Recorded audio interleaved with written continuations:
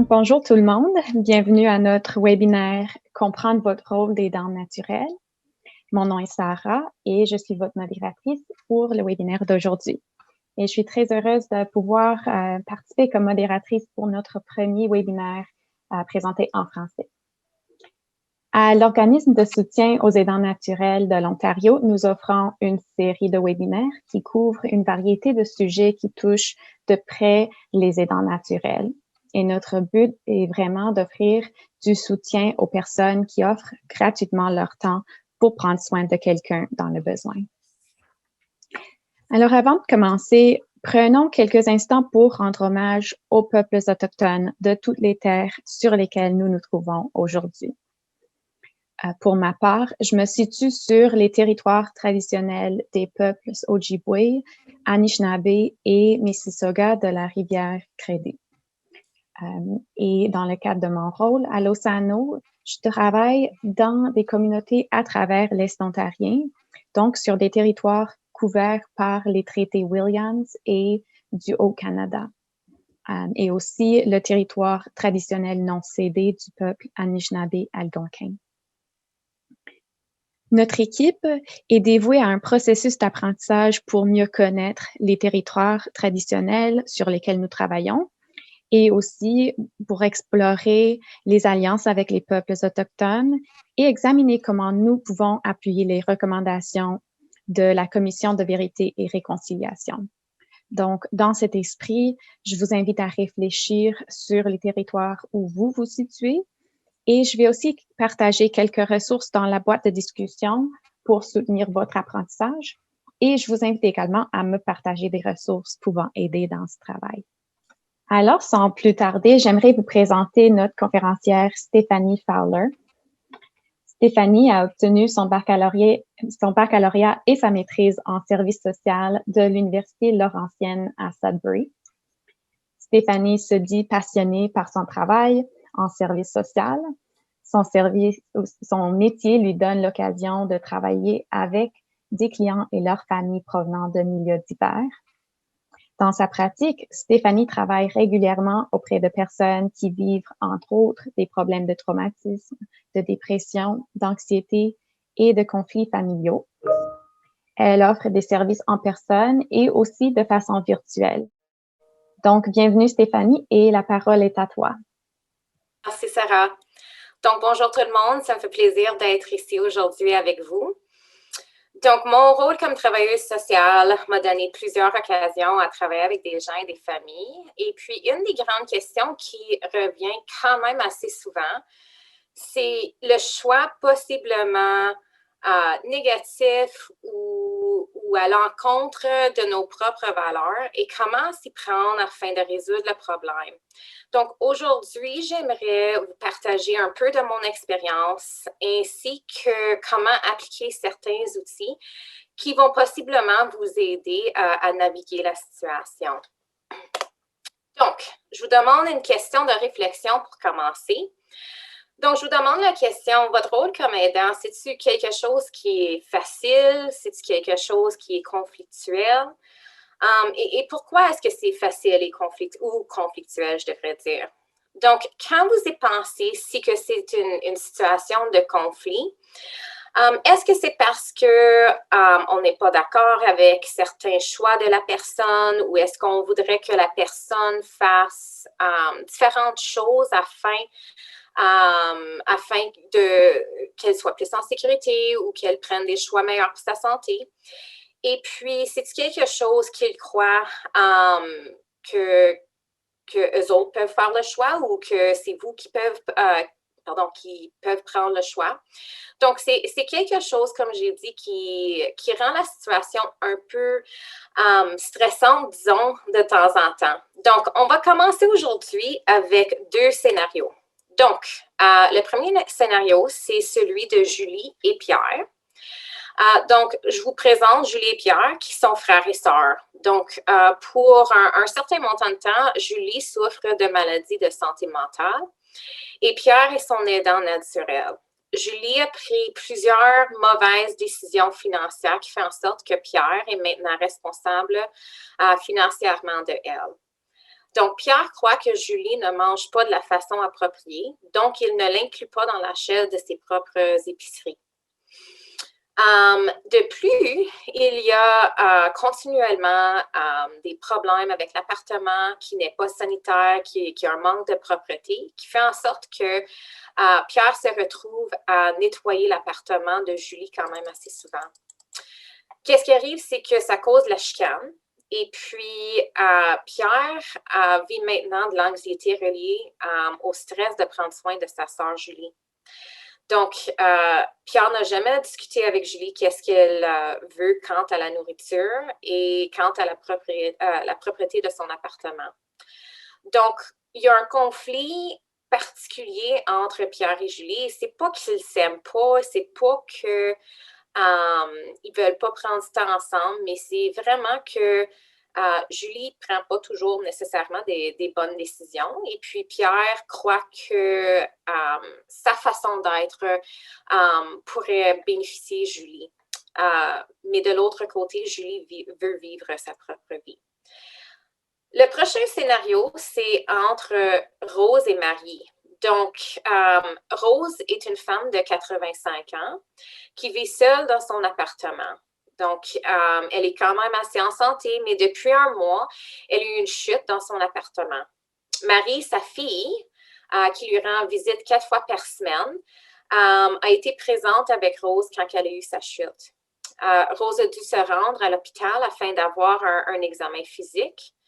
Marie assiste à la visite et partage avec le docteur qu'elle croit que sa mère devrait appliquer pour une maison de longue durée. Le docteur explique qu'il n'y a pas de blessure et Rose peut retourner à son appartement. Après sa visite à l'hôpital, Rose est découragée depuis qu'elle ne peut pas, parce qu'elle ne veut pas appliquer pour une maison de longue durée. De plus, elle se sent quand même très indépendante. Le lendemain, elle reçoit un appel d'une organisation communautaire qui offre des services de santé à domicile pour faire une évaluation. La personne au téléphone explique que sa fille Marie a fait une demande de service. Donc, Rose ne veut pas avoir des services et décide de ne pas accepter l'offre. Le résultat est qu'il y a un conflit maintenant entre Marie et sa mère Rose. Donc, Marie, dans ce cas ici, n'a pas fait la demande avec Rose, qui fait en sorte qu'elle n'a pas vraiment le consentement de sa mère afin qu'elle puisse faire une évaluation ou faire demande pour une évaluation. Ceci cause des conflits et c'est souvent quelque chose qui arrive avec des gens plus âgés parce que les familles ont peur qu'ils se fassent mal ou qu'ils ne sont pas capables d'être indépendants dans leur propre appartement.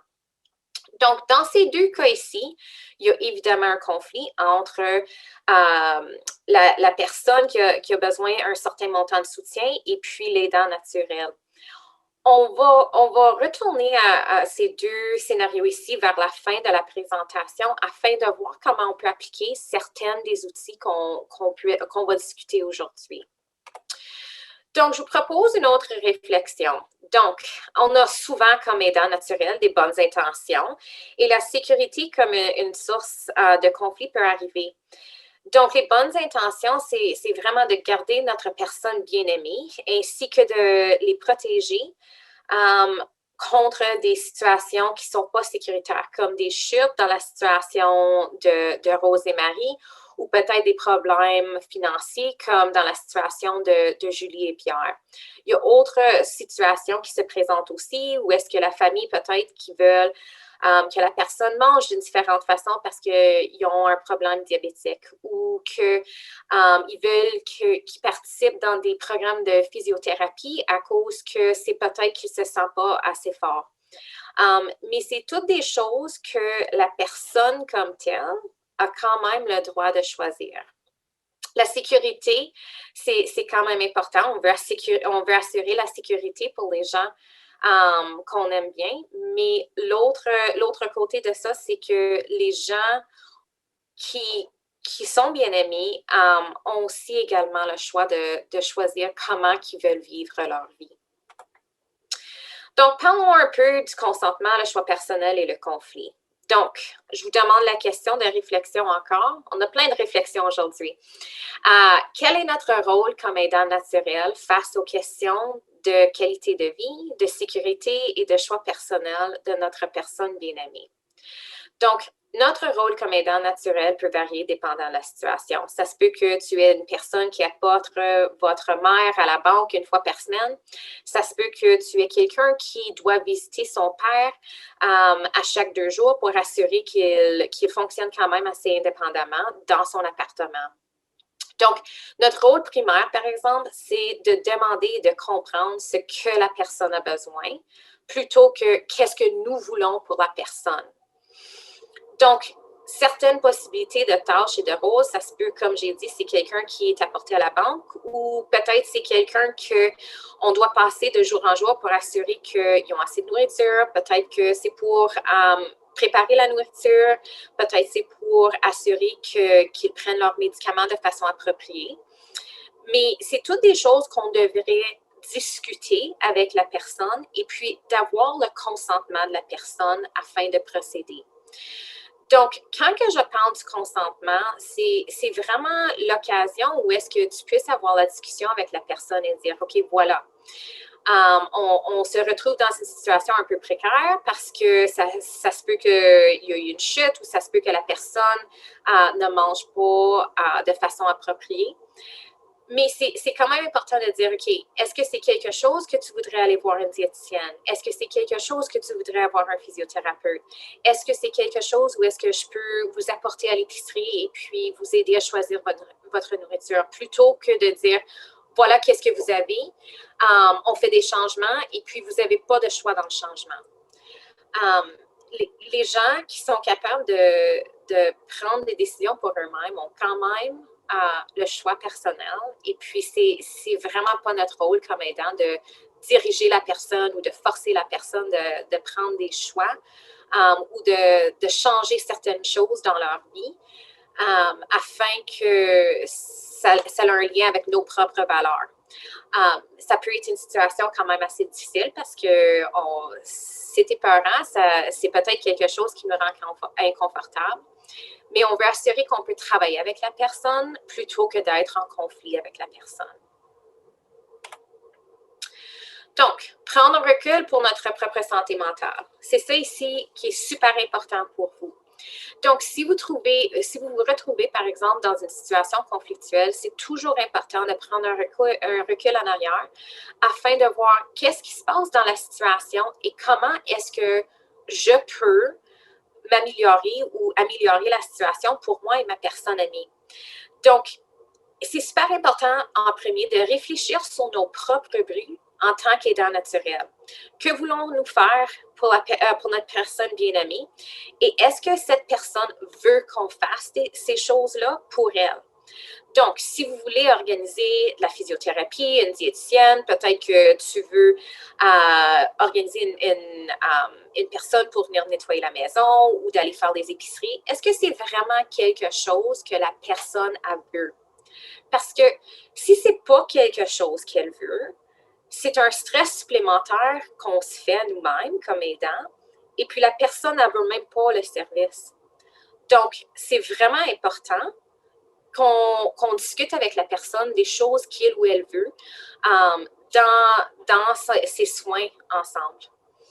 Donc, l'autre question, c'est est-ce que nous prenons soin de nous-mêmes au long du chemin?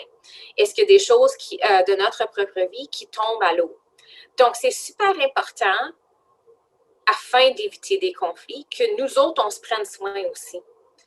Donc, quand on est souvent chez papa ou maman, puis que des choses tombent à l'eau ou tombent vers le bord et puis on fait des choses à moitié pour nous-mêmes, ça peut causer des conflits en tant que la relation avec nous-mêmes et la personne qu'on soutient.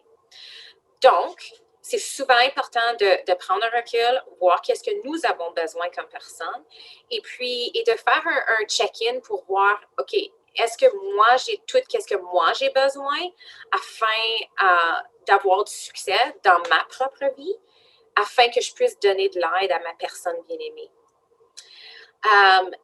Une autre question, c'est que est-ce qu'une autre personne importante dans notre vie vive un impact négatif depuis que nous sommes des aidants naturels? Donc, est-ce qu'il y a d'autres membres de notre famille qui vivent des conflits avec nous possiblement parce qu'on est stressé au sujet de la situation avec notre personne bien-aimée ou on est en train de faire trop de choses pour assurer la sécurité de la personne. On ne demande pas de l'aide et puis peut-être qu'on devient un peu stressé avec d'autres personnes autour de nous, comme nos enfants, nos conjoints, etc.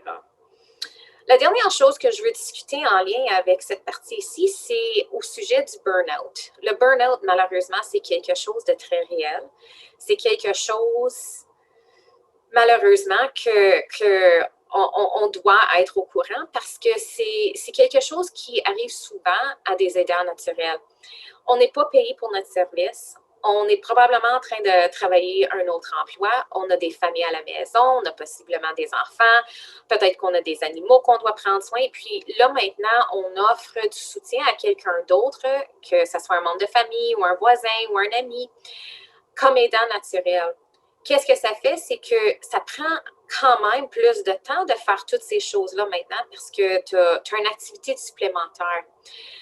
Qu'est-ce qui fait en sorte en tant que le burn-out, c'est que quand on ne prend pas du temps pour nous-mêmes, ça peut causer des conflits internes et puis on n'a pas qu'est-ce qu'on a besoin pour se sentir en santé physique et mentale. Donc, quand que ça ne va pas bien physiquement et mentalement en lien avec une situation où est-ce qu'on offre du soutien à une personne bien-aimée, c'est important de prendre un recul et puis possiblement de mettre certaines frontières et de demander de l'aide si possible afin d'éviter le burn-out ou si on est déjà là, comment trouver des solutions à réduire ou à résoudre le problème. Donc, une autre question de réflexion. Donc, quand on parle des personnes bien-aimées qui ont toutes leurs facultés intellectuelles, ils ont le droit de prendre le choix quant à leur santé et la façon qu'ils vivent. Donc, autant que possible, il est important et une bonne idée pour le bien-être de la santé de notre personne bien-aimée qu'eux font partie de la discussion, qu'eux participent activement aux choix qui sont faits pour leur santé, pour leur logement, pour leur nourriture, pour leur lien social, etc. Donc, c'est très important quand une personne a toutes ses facultés qu'ils participent et qu'ils prennent leurs propres décisions et que nous, comme aidants naturels, on respecte leurs décisions. On peut évidemment donner nos idées, de faire de l'éducation sur certaines choses particulières, comme ça serait super bon d'avoir un physiothérapeute parce que peut-être que tu as besoin d'une marchette ou peut-être qu'on veut que tu sois connecté avec une personne pour la santé mentale parce que des fois, c'est difficile pour toi et tu vis certains moments de dépression, d'anxiété. Mais si la personne a dit non, elle a absolument le choix de dire non. C'est important de se rappeler que les gens ont le droit de faire des choix et peut-être que les choix qu'ils prennent, ce n'est pas toujours aligné à nos propres choix et peut-être que c'est des choix possiblement à risque, mais ils ont quand même le droit de prendre leurs propres décisions et de faire leurs propres choix. Il est quand même important pour ceux qui n'ont pas toutes leurs facultés de faire partie des plans de traitement. Parce que quand même, autant qu'ils peuvent peut-être pas prendre des grandes décisions, c'est important qu'ils puissent être capables de dire, OK, voilà, moi, je ne veux pas faire des exercices ou moi, je ne veux pas voir un professionnel de santé mentale ou moi, je veux absolument voir une diététicienne parce que je sais que la façon dont je mange me fait pas sentir bien. Donc, c'est toutes des choses qu'on a le droit à faire avec ces gens-là, mais c'est super important qu'on les engage et puis qu'on les encourage de participer activement dans leur programme de traitement ou dans les choix que vous faites pour eux. Donc, développer un plan d'action. Le plan d'action, c'est un outil quand même assez important quand on discute des choix que la personne a vus.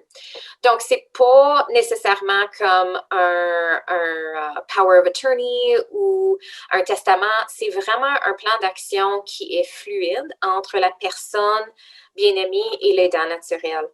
Donc, le plan d'action peut changer dépendant de la situation ou dépendant comment que la personne se ressent.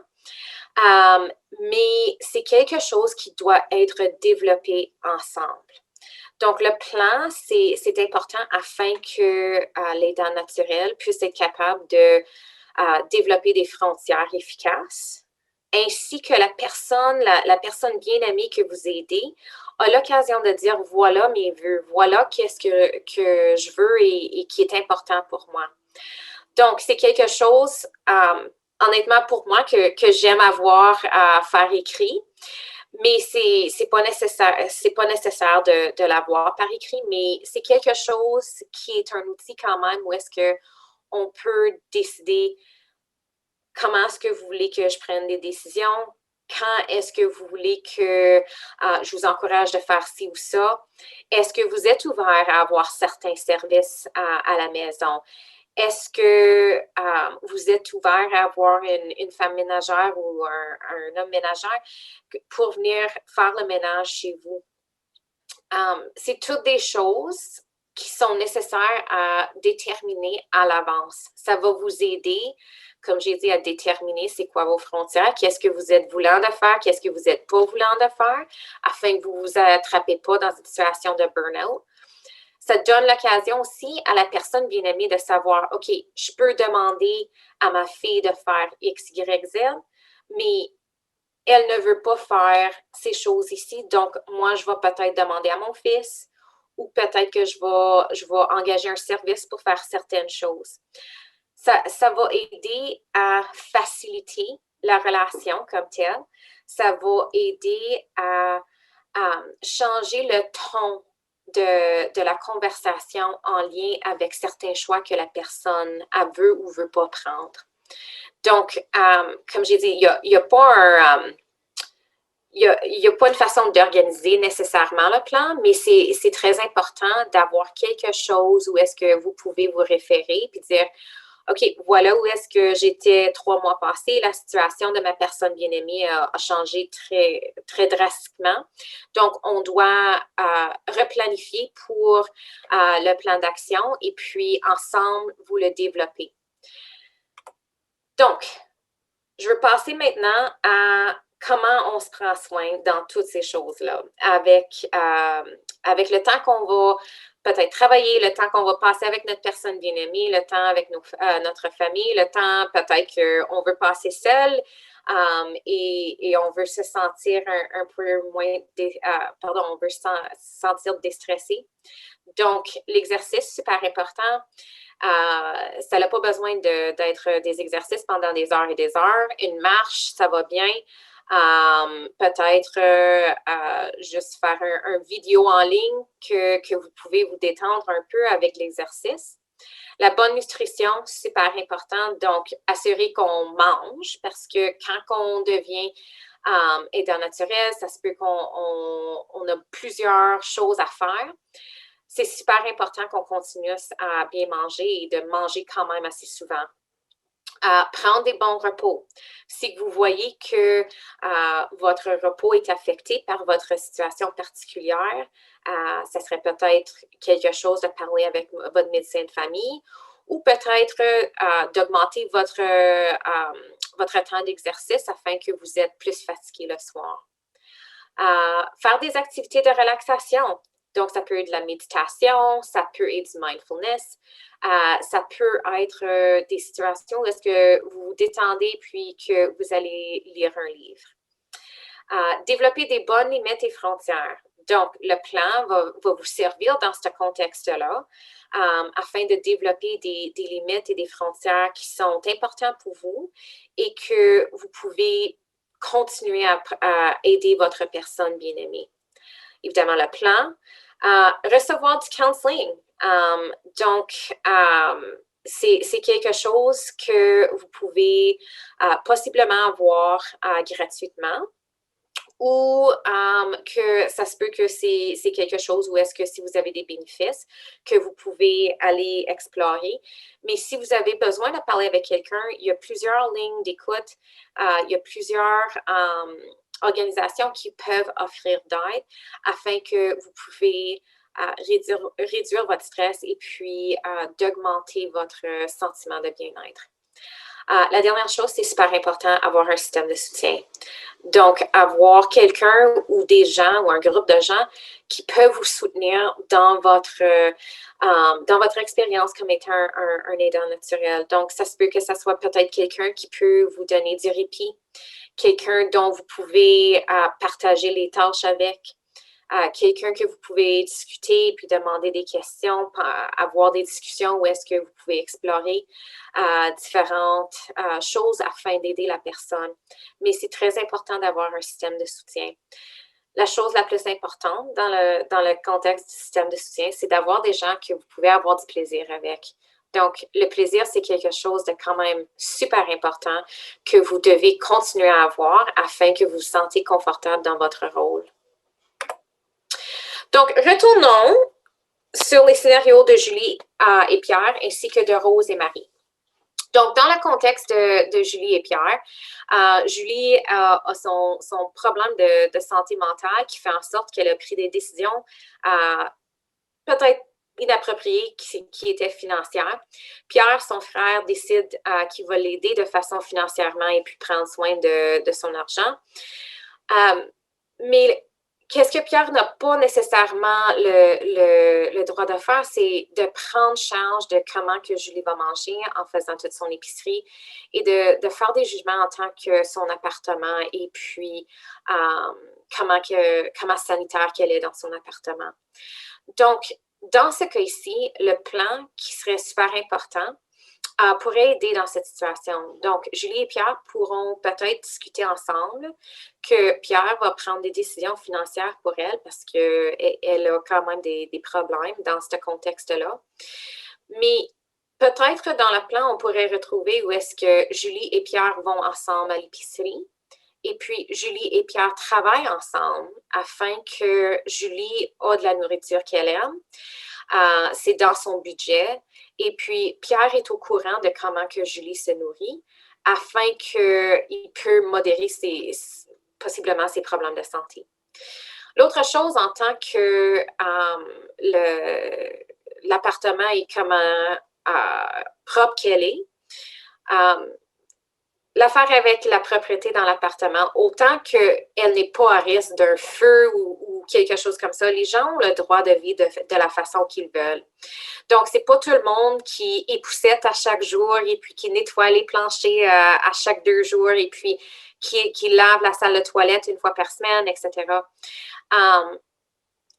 C'est peut-être la façon dont Julie est confortable et puis Pierre a vraiment n'a pas nécessairement le droit d'offrir son jugement dans ce contexte-là. Il pourrait parler avec Julie, il pourrait peut-être développer un plan avec elle où que chaque jour, elle a une tâche à faire en tant que la propreté de son appartement. Mais à la fin de la journée, c'est vraiment pas à Pierre de nettoyer son appartement. Et c'est pas nécessairement bien que Pierre offre son jugement en tant que la propreté. Donc, le plan aiderait à Julie et Pierre de mieux travailler ensemble et puis d'éviter des conflits. En tant que la situation de Rose et Marie, c'est un cas qui arrive quand même assez souvent. Donc, maman, il y a quelque chose qui arrive, elle a une chute, elle arrive à l'hôpital. Les enfants veulent qu'elle déménage dans une maison de longue durée parce qu'ils ont peur qu'elle n'a pas le soutien à la maison. Mais pour Rose, elle a quand même ses facultés intellectuelles. Elle veut activement participer dans son plan de traitement. Elle veut rester dans son appartement. Elle se sent quand même confortable. Elle est très quand même indépendante.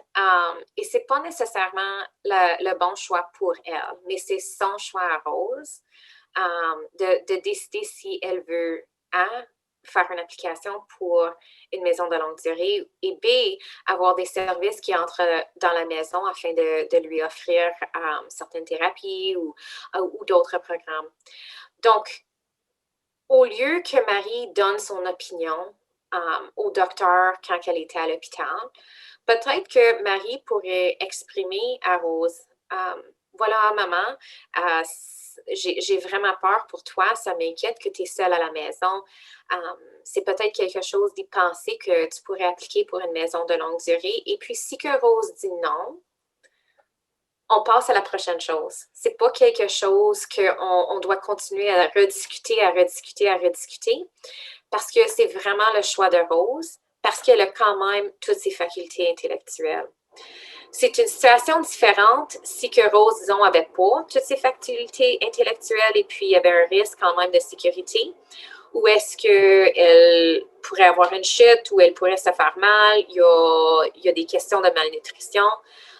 Mais c'est quand même quelque chose que Marie devrait discuter avec Rose avant de proposer au docteur ou de faire des appels à des organisations communautaires, parce que c'est vraiment quand même important que Rose fait partie des discussions et qui participe activement au choix quant à sa santé. Donc, le plan dans ce cas ici, ça pourrait être que peut-être que Marie va visiter une fois par journée pour les prochaines quelques semaines afin d'assurer que Rose est confortable à la maison. Peut-être que Marie va proposer que Rose participe dans un programme de physiothérapie dans son appartement, dans son bloc appartement, et Rose pourrait dire oui ou non.